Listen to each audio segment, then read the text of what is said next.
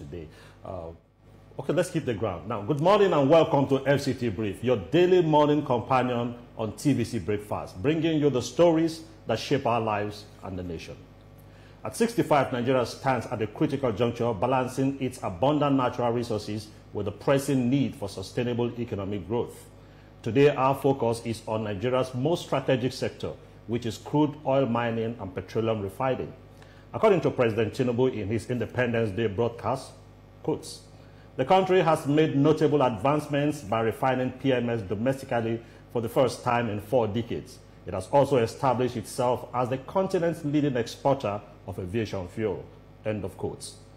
With renewed government efforts, private sector involvement, and the revival of local refineries, there is growing optimism that domestic refining could reduce dependency on imports, reduce pressure on the scarce foreign exchange, create jobs, and stimulate industries across the value chain.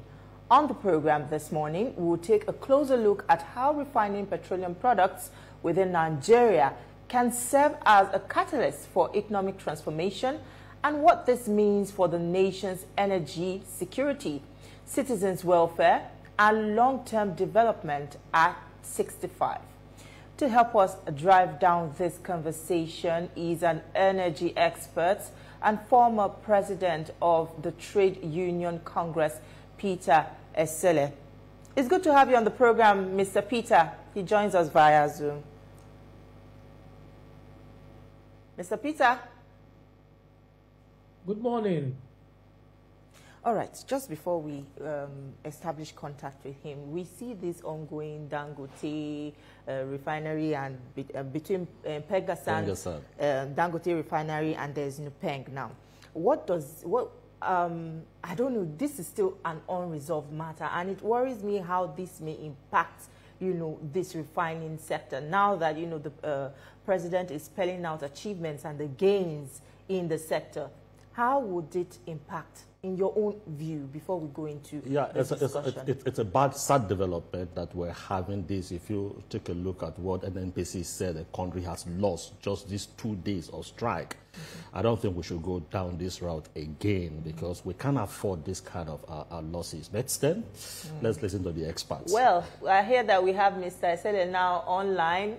It's good to have you here, Mr. Esele. Good morning. Good morning. Thank you for having me. And happy independence. Exactly.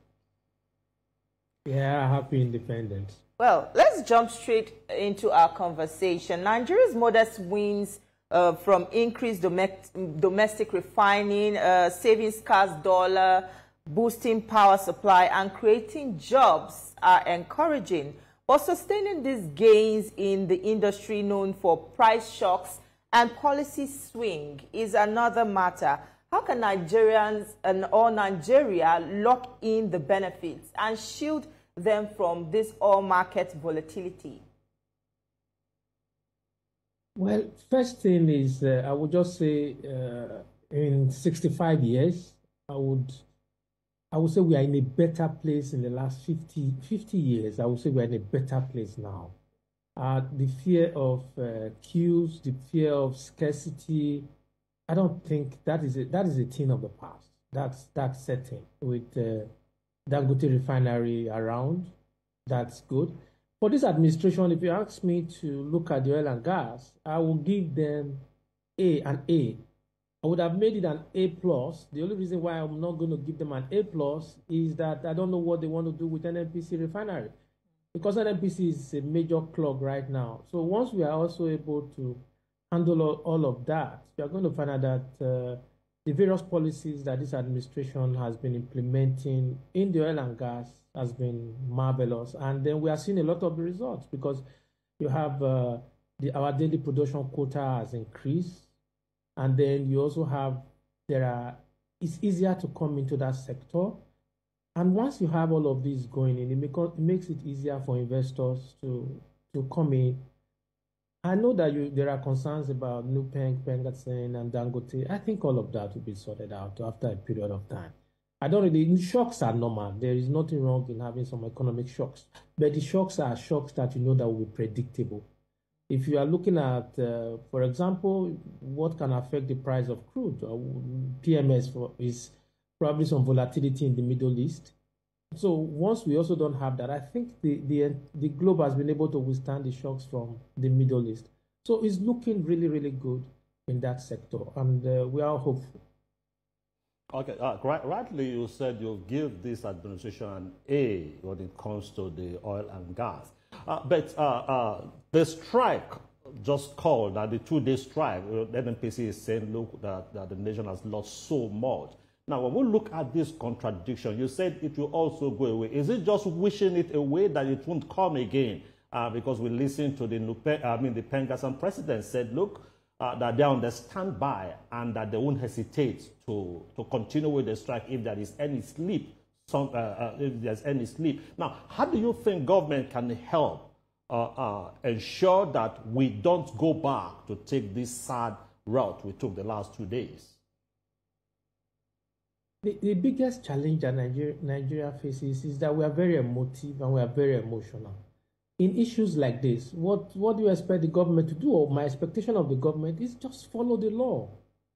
You don't need to be, we sit down at the table and we are discussing what? Just follow the law. What does the law say? The law is very clear. You have a right to join any union. You have a right to free association. So if somebody applied that he wants to be a member of Pengassan, it should be allowed. It's free will. So you follow that law. And then the other aspect is that Dangote need to run his business. So you need to find that balance. So who is wrong here? You won't say Pengassan is wrong, because for Pengassan to be a member of Pengassan, you need to apply. Pengassan did not go to Dangote and start banging on the gate that we must unionize. No. It is the Dangote workers who wrote to Pengassan and applied that they want to be member of Pengassan. And when they applied, so Pengassan now related that, okay, 800 of your workers have applied. This application took place within 48 hours. So if you have people doing that, that also speaks volume. And then what are the benefits of being part of the union? And the benefit of being part of the union, I can guarantee you, is that your work safety will be enhanced, your welfare will be enhanced. The possibility of you dying on the job is very, very slim when you have a union, because you don't have to look at your work safety, you have to look at your welfare. So at the end of the day, what I would say is just allow the law to take its course. And the law is very clear. Both sides should respect the law. Dangote Refinery especially, is that these guys wants to belong to Pengassan. You call Pengassan, and if you have any worries, any fears, you meet with the president of Pengassan and you address all of these worries and concerns, and then we move on. I think what has happened in the last couple of days is avoidable.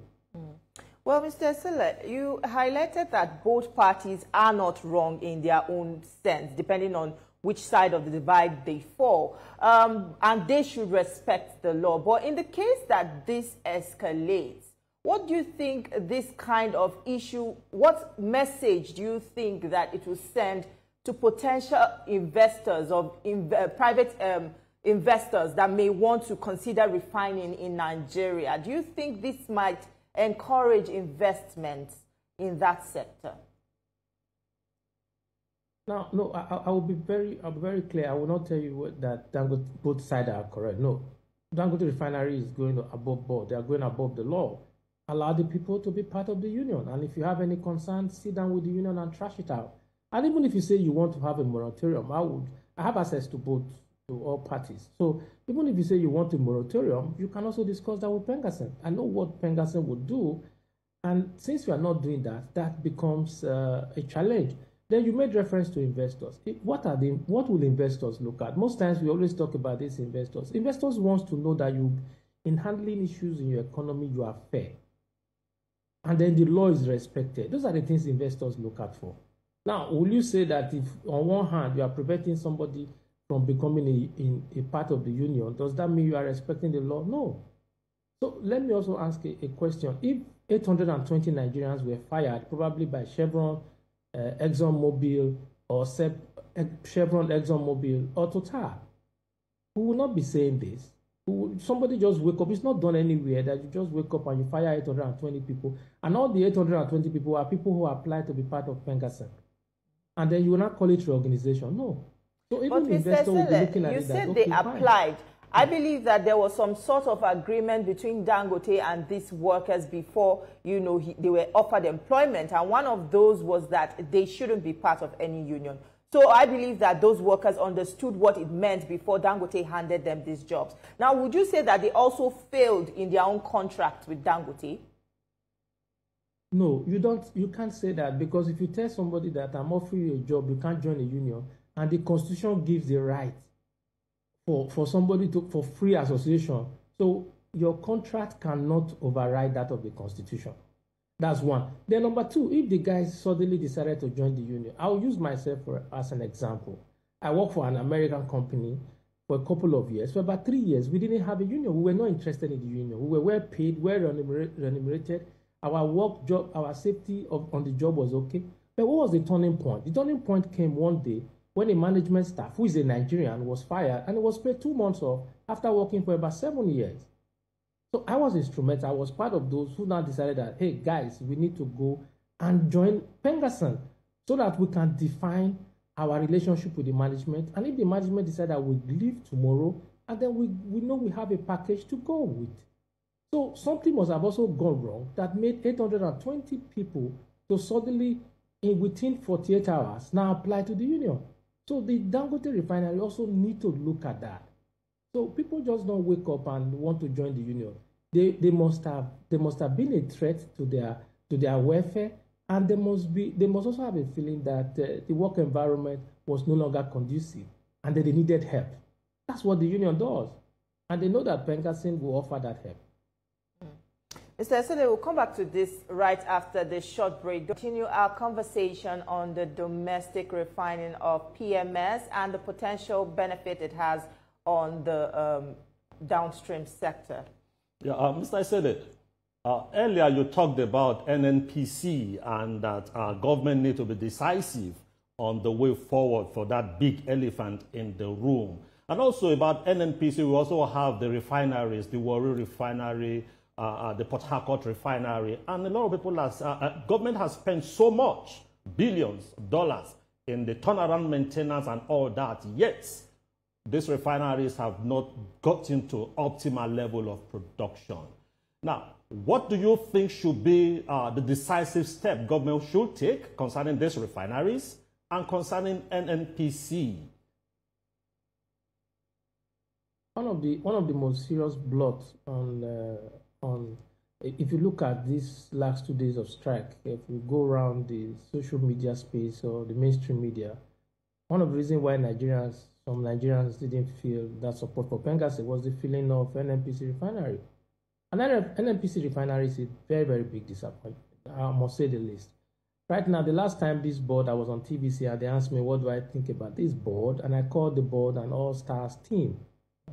But I'm beginning to question myself whether the stars are aligning for this all-stars team, because I'm still waiting for them to tell us what's the direction. I heard that they are still going ahead to fix that refinery. My position has been very clear, even when I was Pengassan president, that the refinery should be privatized.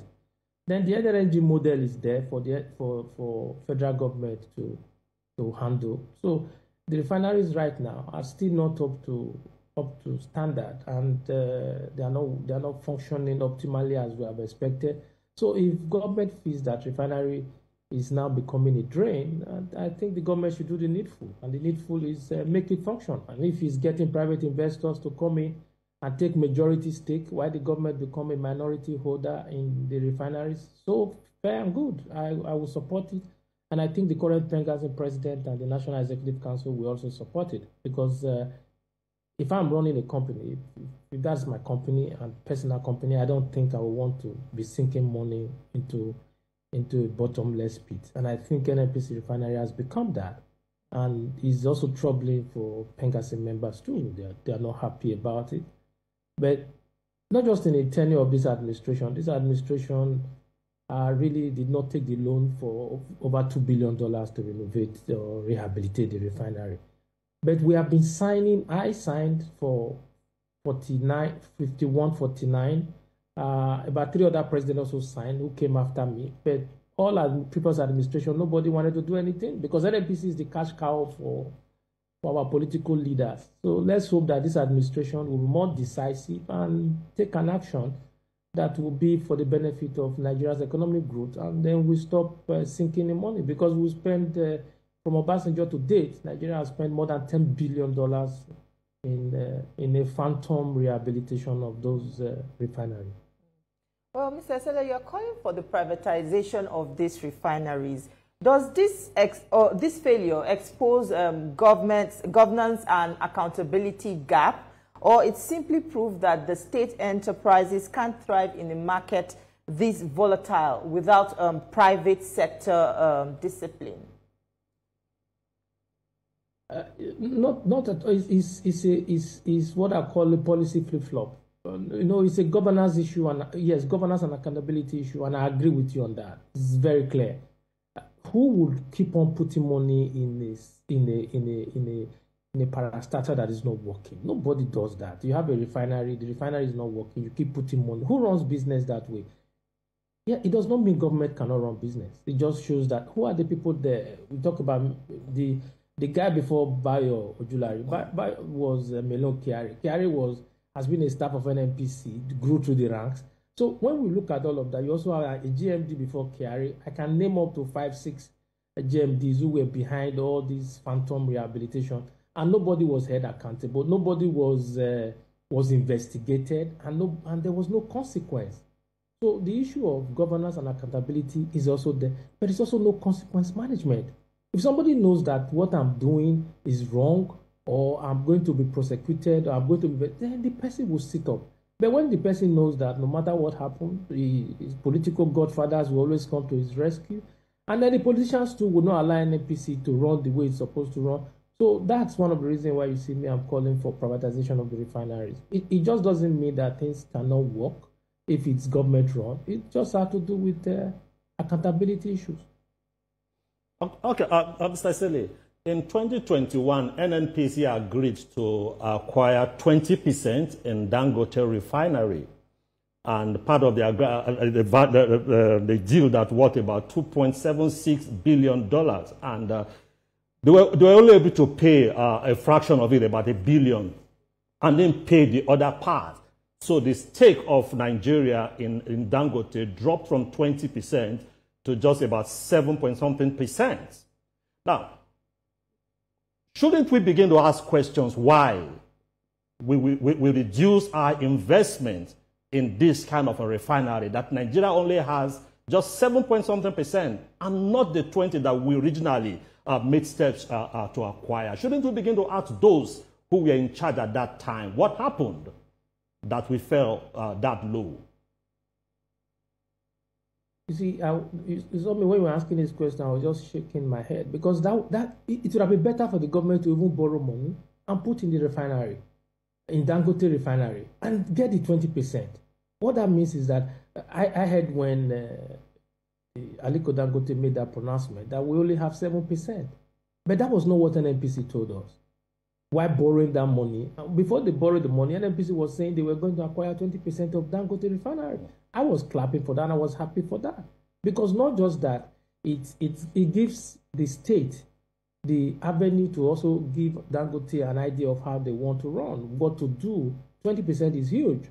But at the end of the day, they didn't do that. And that's what I made reference to when I talked about consequence management, in the sense that if somebody did that, so we have been misled. Did they go ahead and put that money into that refinery? No, it wasn't done. So we should ask questions. What did they do with the over $2 billion? Why didn't the 20%, why wasn't it acquired, which was agreed? Because before borrowing that money, the Federal Executive Council would have approved it. The president would have signed on to it. Did the president now give consent that it should be only 7% that should be acquired? So there are a lot of questions that we should ask.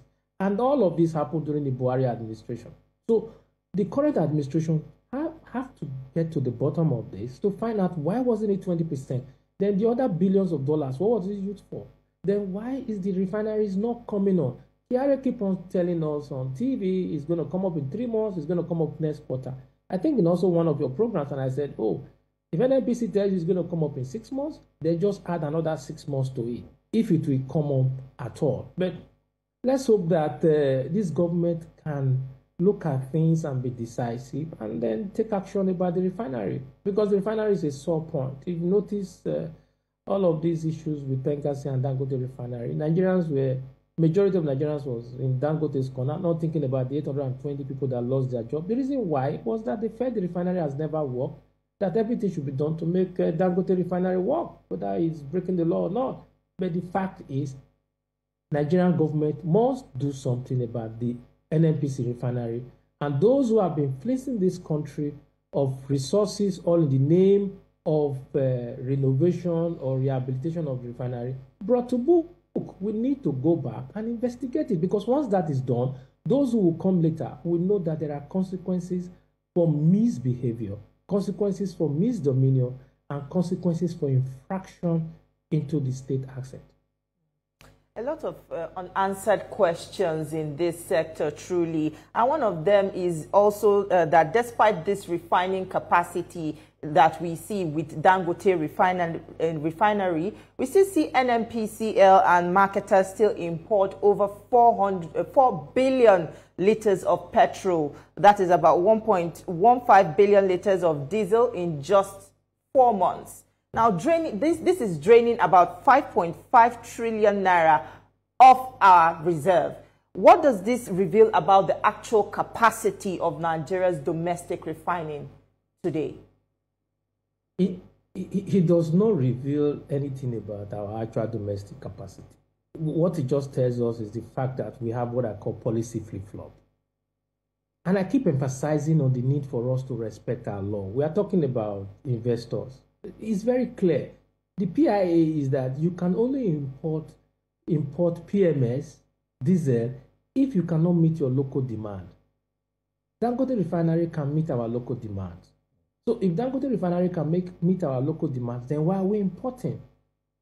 Now, you just made reference to about trillions of naira. But what that does to our foreign forex is that you put pressure on FX. So you can imagine if we are no longer importing and our FX is intact, and Dangote is now also meeting our local demand and also carrying out export. So what that does is that we have more money coming into our FX. So one of the things I'm also looking at is for the president to sit down and make sure that this sector, the refining capacity, there is a policy around it, policy that is based on law, not based on man no man, or I don't like your face, or you don't like my face. No, just based on law, and do what is best in the interest of Nigerians. Because right now, when I keep reading about we're importing PMS, and I'm wondering, why should we be importing PMS? And the reason why all of this is taking place, you hear some people talk about Dangote's, trying to avoid Dangote's monopoly. That too is a challenge, but all of this can be taken care by law. NNPC was also once a monopoly, because NNPC was the only one bringing a product. NNPC was the one having a refinery. NNPC was also the only one having a retail outlet. So what we need to do in all of this is to find balance, and that balance can only be done by law.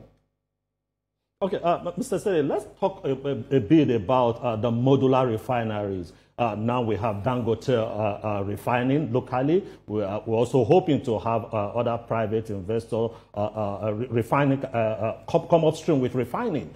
What about the modular refineries? Is that something that government will need to tweak so that the various modular refineries can also add to our refining capacity and we get a higher output? Every business, every organization have their business model. So we have some modular refineries are on, not as much. But one thing that I can say confidently is that businessmen are like ants and sugar. All you need to do, just create the environment. If they know they can make enough money, they will come in. You don't need to go beg anybody. Once businessmen know that there's so much money to be made here. Yes, let's look at what Dangote refinery is doing. I know a lot of people feel that Dangote refinery is doing Nigeria a favor. No, Dangote would not do that, except Dangote knows that he has a lot of money to make. And Dangote is going to make a lot of money. So business organization knows that, okay, fine. Is the environment conducive for me? Yes.